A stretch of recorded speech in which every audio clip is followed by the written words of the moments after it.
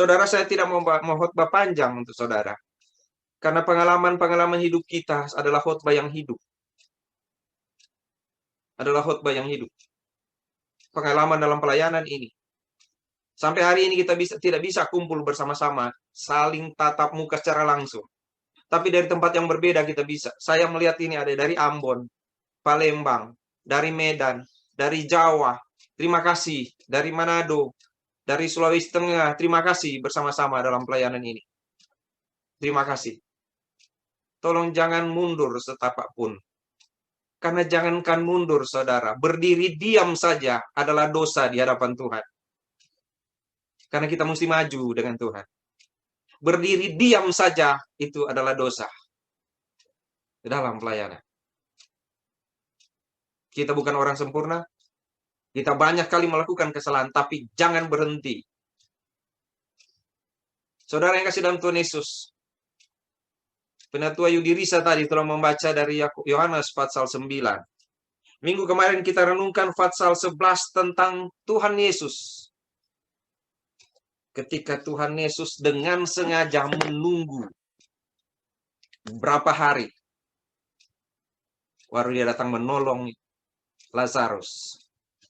Saya katakan pada waktu itu kita tidak mengerti bagaimana cara Tuhan menolong kita. Kadang-kala kita merasa Tuhan kok tidak lihat kita. Saya tadi baru katakan pada tepat tanggal 8. Saudara Siman kita diangkut ke rumah sakit. Kok kenapa Tuhan jadi seperti ini? Ada yang kita baca lagi sekali lagi di sini. Yohanes pasal 9. Yesus lewat dan dia melihat seorang buta sejak lahir. Cuma lewat Tuhan Yesus, saudara.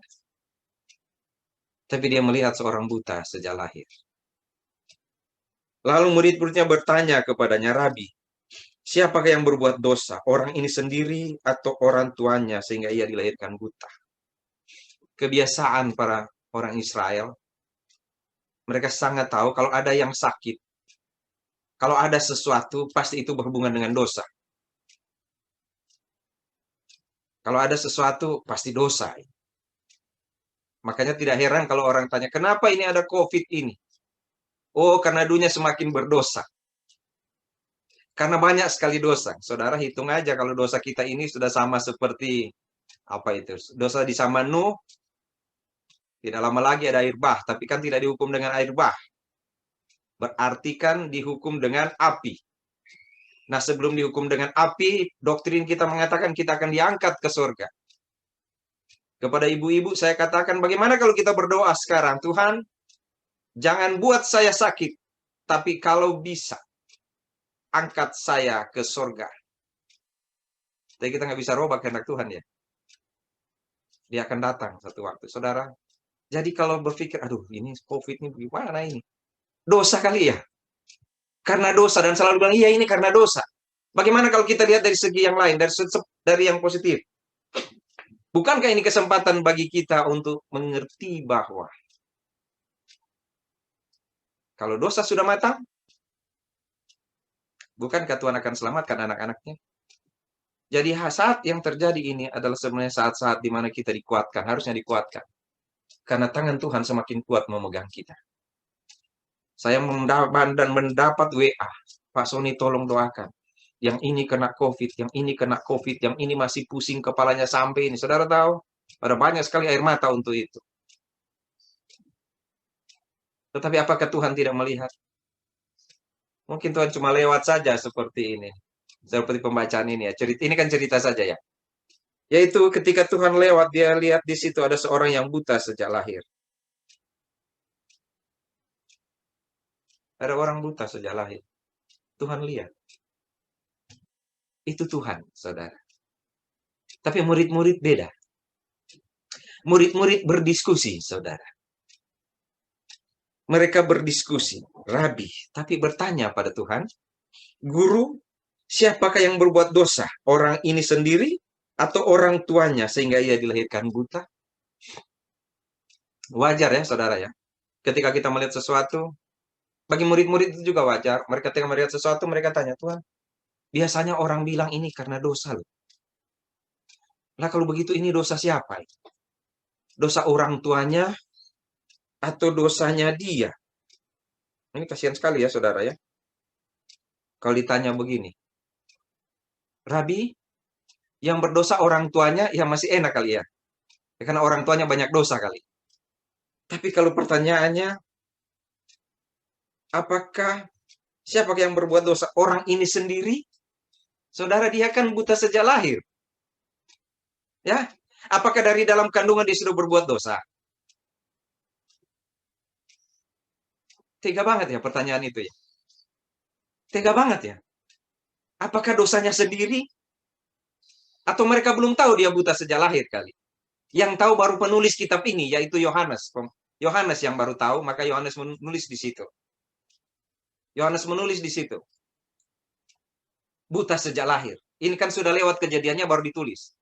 Tetapi apakah orang ini sendiri yang melakukan dosa?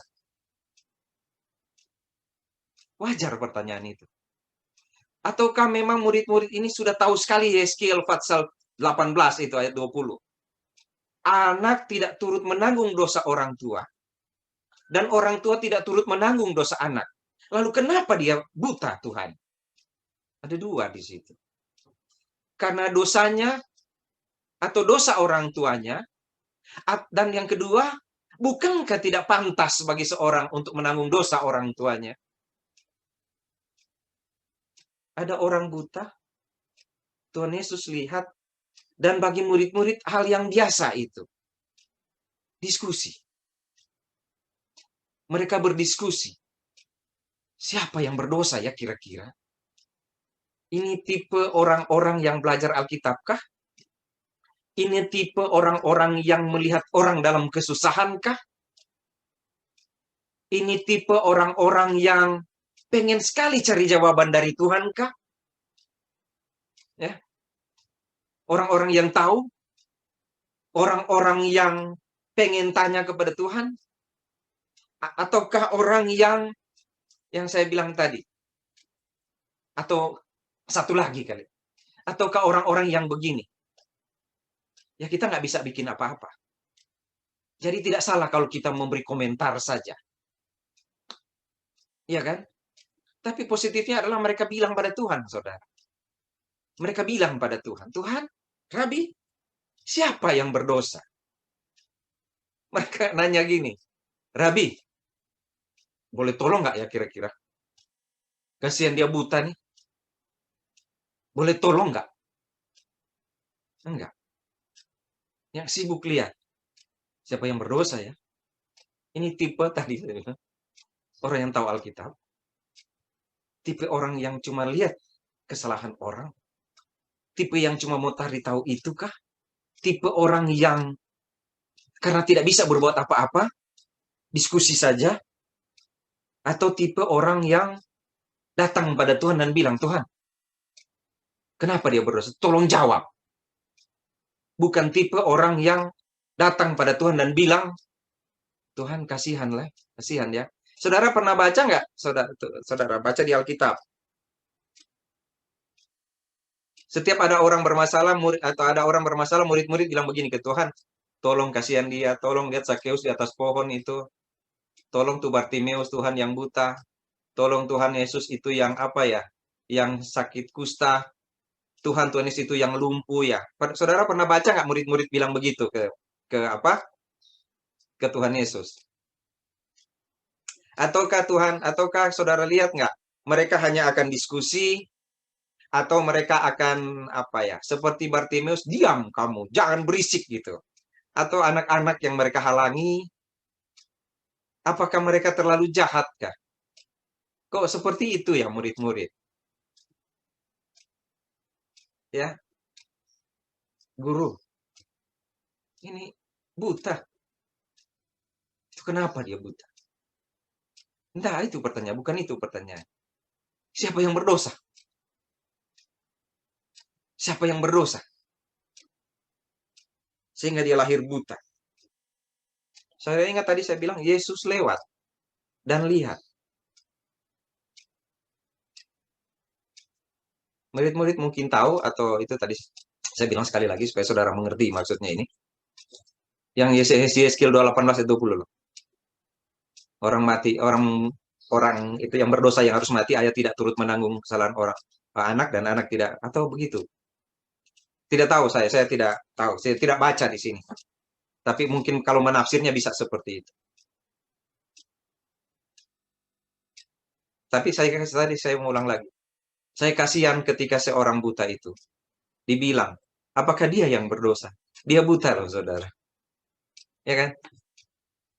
Kira-kira kalau saudara, kalau saya ada di situ, sama nggak saya kayak Petrus dan teman-teman ini ya? Kayak murid-murid ini ketika lihat sesuatu, Tuhan, siapa yang berdosa? Tuhan, apa ini yang berdosa ini? Ada COVID ini. Ada PPKM lagi nih. Siapa yang berdosa ya? Ini pelayanan jadi begini. Jangan dulu pelayanan terlalu jauh itu aplikasinya. Ini kenapa ini kok begini? Kok ada masalah Tuhan? Siapa yang berdosa ya? Siapa ya? Kalau kita ada di posisi itu maksudnya.